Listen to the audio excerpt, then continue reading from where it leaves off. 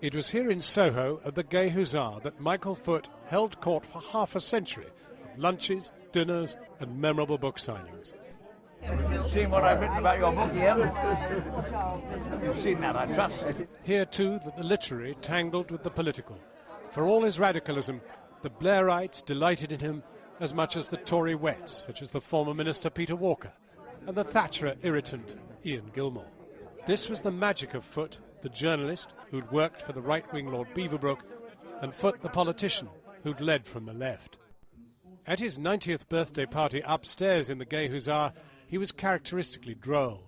When you get as old as I am, and I'm going to be 98 weeks, so they say, when you're as old as I am, you have to make up your mind early on in the evening whether you're going to drink or make a speech.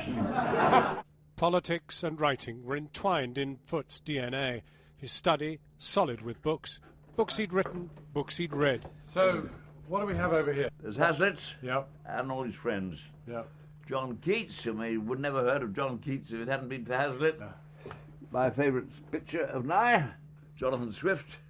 Nice first editions of Gulliver's Travels and of almost everything else that he wrote.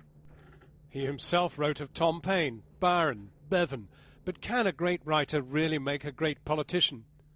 I don't think there's any conflict between reading properly about politics and practicing it. Well, and some of the very good ones, you see, the very best ones that I think we're all good readers too. Who would you list as the best ones? Well, the best I ever met, of course, was Aneurin Bevan.